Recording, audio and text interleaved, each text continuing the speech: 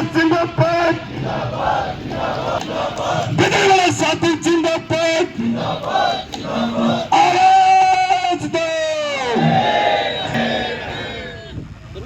नए प्रेस के साथी आए, सबका स्वागत है।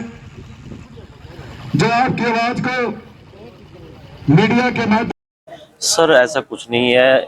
देखो, जबरदस्त और गलत तरीके से जो ये बदली करी गई है, तो इसके लिए ये हमने अपील करी है अपनी यूनियन को।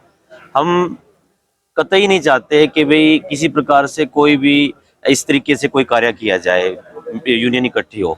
हमारा मकसद ईमानदारी से कार्य करने का है और वो हमने किया है।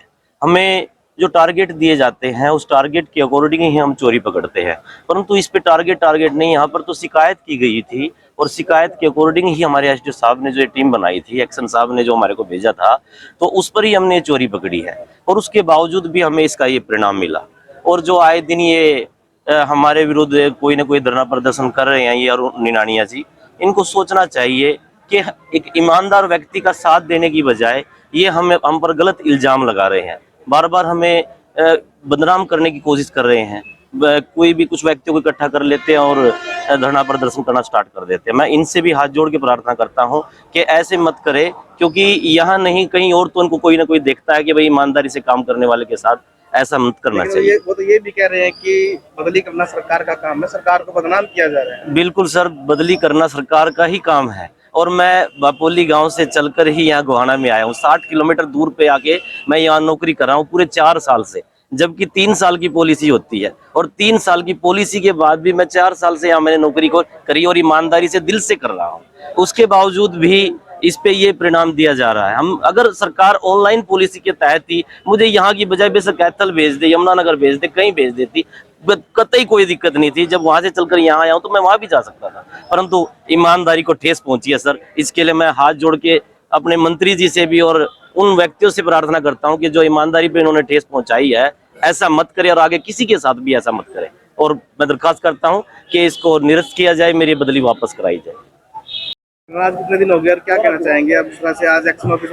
आज जी हमारा 11 दिन से हमारा सब डिवीजन सिटी कार्यालय में धरना चला, ज्वाइंट एक्शन कमेटी बिजली कर्मचारी साथियों का। हमारे सुनील कुमार जी जेई जो एक उपभोक्ता की चोरी पकड़ने के लिए गए थे, नाजायज तरीके से सरकार ने, नेताओं ने, वो भाई इसे भारतीय जनता पार्टी का कार्यकर्ता था, दबाव में आकर के मंत्री जियों ने, सरकार ने हमारे साथी का तबादला गलत तरीके से कर करके इनका कैथल के अंदर ट्रांसफर किया। हम सरकार से कई दिन से अनुरोध भी कर रहे हैं, प्रार्थना भी कर रहे हैं, मंत्री जी से भी कर रहे हैं, नेताओं से भी हम प्रार्थना करते हैं, हमारे साथी मिल भी रहे हैं। हमारे ऊपर जो सेंट्रल काउंसिल है वो भी हमारे एमडी सीएमडी से बातचीत कर रहे हैं, मैनेजमेंट से बात कर रहे हैं कि गलत तरीके से हमारे जेई साहब का ट्रांसफर किया गया है। बिजली कर्मचारियों के पास कोई हथियार नहीं है, एक मजबूरी है, प्रदर्शन कर सकते हैं, नारेबाजी कर सकते हैं।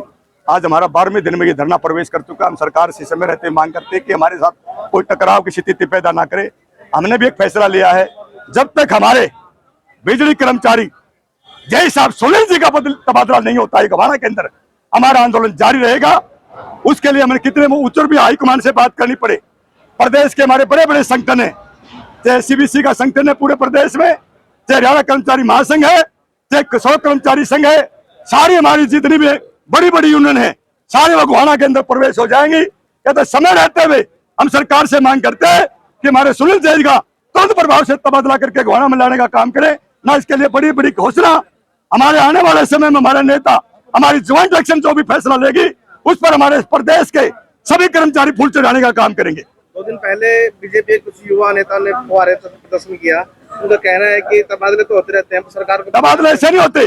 ईमानदार आदमी का तबादला, पहले तो चोरी करते हैं फिर चोरी करके दिखाते हैं।